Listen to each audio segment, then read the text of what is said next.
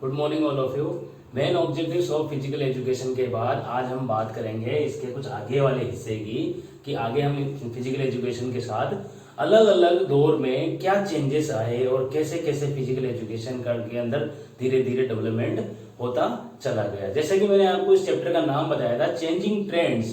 पहले हम changing trends की बात करेंगे कि क्या क्या चेंजेस आए फिजिकल एजुकेशन में, कैसे कैसे ट्रेंड समय के साथ साथ फिजिकल एजुकेशन कैसे कैसे बदलती चली गई, और फिर बाद में बात करेंगे इसके कुछ कैरियर्स के बारे में कि फिजिकल एजुकेशन रख के हम कौन कौन से कैरियर्स हमारे बना सकते हैं। तो इस चैप्टर के दो हिस्से हैं। तो पहले हिस्से की हम बात कर रहे हैं। अब तक हमने थोड़ा बहुत फिजिकल एजुकेशन की डेफिनेशन समझी है, कुछ एम्स समझे हैं और कुछ इसके मेन ऑब्जेक्टिव्स के बारे में हमने बात की है कि ये इसके फिजिकल एजुकेशन के मेन ऑब्जेक्टिव्स होते हैं, और सारे ऑब्जेक्टिव्स जिसके अंदर होते हैं उसे होलसम डेवलपमेंट कहा जाता है। अब आगे हम बात करते हैं कि हुआ क्या फिजिकल एजुकेशन में, कैसे कैसे चेंज आए। बात करते हैं, थोड़ा सा ध्यान देते हैं इधर। आफ्टर 15 अगस्त 1947 यानी कि 15 अगस्त 1947 के बाद में the development of physical education moved in a new direction. जो धीरे धीरे जो फिजिकल एजुकेशन में जो विकास का दौर था वो नए तरीके से नए डायरेक्शन में जाने लगा। मैनी ऑर्गेनाइजेशंस वर सेटअप, और कई प्रकार के संगठन धीरे धीरे बनने लगे, चलने लगे।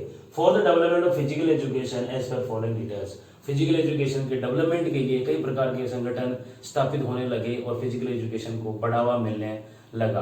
और कौन कौन से संगठन स्थापित हुए, कौन कौन से ऑर्गेनाइजेशन स्थापित हुए, वो आपके नीचे यहाँ पर हम एक एक करके बात करेंगे। सबसे पहले बात करते हैं central advisory board of physical education and recreation. Recreation का मतलब होता है मनोरंजन, ठीक है। बात करते हैं शॉर्ट में इसको CABPER कहा। सी का मतलब central, A advisory, B board, of P physical education, E education and R recreation. तो central advisory board of physical and recreation, इस बोर्ड की स्थापना की गई, कब की गई? 15 अगस्त 1947 के बाद में। इसके अंदर क्या है ये बात करते हैं। In this board 10 member were nominated. इस बोर्ड के अंदर 10 आदमियों का एक समूह बनाया गया, and under the chairmanship of doctor Tarachand. और डॉक्टर ताराचंद के अंदर यानी कि उनके देख रेख में 10 आदमी का समूह बनाया गया।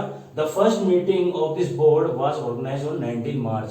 और इस बोर्ड की जो पहली मीटिंग रखी गई वो 19 मार्च 1950 यानी कि 19 मार्च 1950। और ये मीटिंग कहाँ हुई? ये मीटिंग हुई इन मद्रास। मद्रास के अंदर ये मीटिंग रखी गई, ठीक है। तो इस बोर्ड के अंदर कितने आदमी? 10 आदमी। किसके अंदर? डॉक्टर ताराचंद की दक्षता के अंदर, यानी कि उनकी चेयरमैनशिप के अंडर ये हुआ। और ये मीटिंग कब हुई? 19 मार्च को हुई। और कहाँ हुई?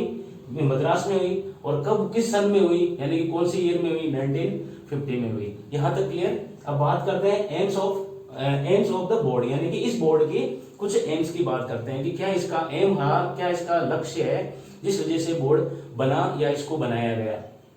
To give suggestions and proposals to central government on physical education programme. पहला इसका एम है कि कुछ सजेशंस देना, कुछ प्रपोजल्स देना, जिससे फिजिकल एजुकेशन प्रोग्राम से रिलेटेड किसको देना? सेंट्रल गवर्नमेंट को देना, ताकि इसमें और भी डेवलपमेंट, ज्यादा से ज्यादा डेवलपमेंट किया जा सके। आगे बात करते हैं to give suggestions on different programmes for youth. युवाओं के लिए अलग अलग प्रोग्राम को स्टार्ट किया जाए, ऐसा सजेशंस भी गवर्नमेंट ऑफ इंडिया को देने के लिए इस बोर्ड को स्थापित किया गया। नोट कीजिए।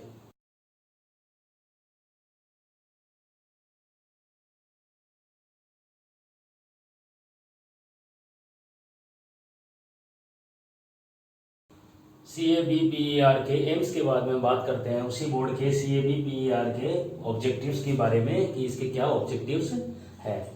पहला, it could give advice for making physical education A compulsory subject in schools. इसने एक एडवाइस, इस बोर्ड का जो मेन ऑब्जेक्टिव्स है वो ये है कि फिजिकल एजुकेशन एक कंपल्सरी सब्जेक्ट के रूप में प्रत्येक स्कूल में चलना चाहिए। अगली बात, it could give suggestions for making syllabus of physical education. इसने सजेशन दिया कि फिजिकल एजुकेशन चलना तो चाहिए, लेकिन उसके साथ साथ उसका अलग अलग लेवल पर अलग अलग उसका सिलेबस होना चाहिए, पाठ्यक्रम होना चाहिए, जिसके आधार पर बच्चों में डेवलपमेंट किया जा सके। जैसे किस लेवल पे फिजिकल एजुकेशन का सिलेबस होना चाहिए? पहला, प्राइमरी लेवल पे, मिडिल लेवल पे, सीनियर सेकेंडरी लेवल पे एंड यूनिवर्सिटी लेवल पे भी फिजिकल एजुकेशन का सिलेबस तैयार होना चाहिए। अगली बात करते हैं to suggest checking of physical education programme. ये सब चलाना ही सब कुछ नहीं, लेकिन समय समय पर इसने सजेस्ट करता है कि इन फिजिकल एजुकेशन जो प्रोग्राम चल रहे हैं उन्हें चेक किया जाए ताकि ये सही ढंग से चल रहे भी रहे हैं या नहीं चल रहे हैं। तो ये तो थे इसके ऑब्जेक्टिव्स, यानी कि उसके कुछ उद्देश्य, जिन उद्देश्यों की ये बोर्ड काम करता है, और इसके जो लक्ष्य थे यानी कि जो एम थे वो मैंने आपको इससे पहले पढ़ाए। इसको नोट कीजिए।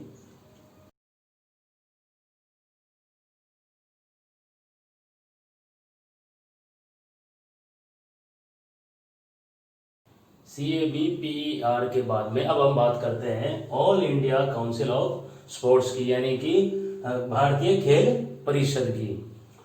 मौलाना अब्दुल कलाम आजाद कार्ड है meeting of the heads of various sports organisations. मौलाना कलाम ने आजाद ने एक मीटिंग बुलाई, इसमें कई प्रकार के जो उस टाइम पर जो चल रहे थे ऑर्गेनाइजेशन स्पोर्ट्स से रिलेटेड, उन ऑर्गेनाइजेशन के जो हेड थे उस वक्त, जो सभी हेड्स को एक जगह बुलाया और उनकी एक मीटिंग रखी।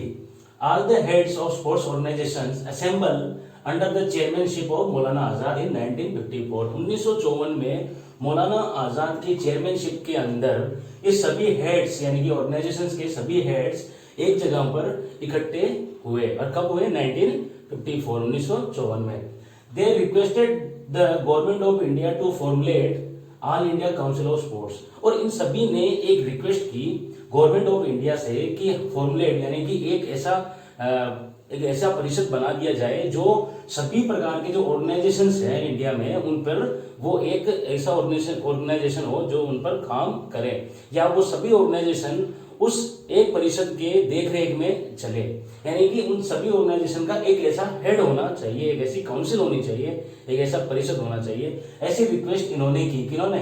मौलाना अब्दुल कलाम आजाद और इन ऑर्गेनाइजेशन के जो हेड थे, जो सभी हेड इकट्ठे हुए थे, इन सभी ने एक रिक्वेस्ट की गवर्नमेंट ऑफ इंडिया से कि ऐसा all India council of sports को बना दिया जाए।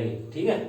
एज ए रिजल्ट, और उसका नतीजा ये रहा कि all India council of sports was constituted in 1954। और इसका नतीजा ये रहा कि 1954 में all India council of sports बना दिया गया। ठीक। Admiral general retired KM Cariappa was appointed as the first chairman of this council. और KM करियप्पा को इस काउंसिल का यानी कि इस परिषद का, all India council of sports का पहला चेयरमैन बना दिया गया, जो कि एडमिरल जनरल रिटायर्ड थे। ठीक है, नोट कीजिए।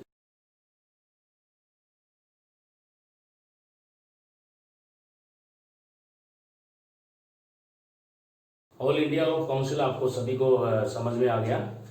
कहने का मतलब कि all India council of sports उन सभी ऑर्गेनाइजेशन पर ध्यान रखने के लिए या उनको सही ढंग से चलाने के लिए बनाया गया एक ऐसा परिषद था जो सभी ऑर्गेनाइजेशन को सही तरीके से चलाए। तो वहां तक हमने समझ लिया था कि कब इसकी मीटिंग हुई, कहाँ ये कब स्टार्ट किया गया, कौन इसका चेयरमैन पहला बना।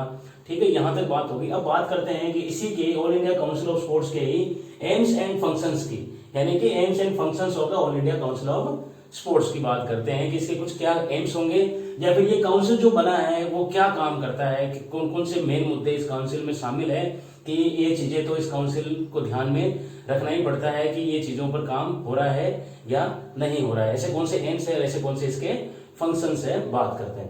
पहला, to research on the games and sports by applying scientific method. ये इस चीज पे रिसर्च करता है, बार बार रोज नए तरीके ढूंढने की उसमें तलाश में रहते हैं कि गेम से रिलेटेड कोई साइंटिफिक मेथड, नए तरीके से उस गेम को कैसे खेला जा सकता है, क्या उस गेम से रिलेटेड कैसे उसमें टेक्निक बढ़ाई जा सकती है, उस गेम को कैसे मॉडिफाई किया जा सकता है। इस चीज पे ये पहले रिसर्च करता रहता है। ये इसका मेन फंक्शन है किसका?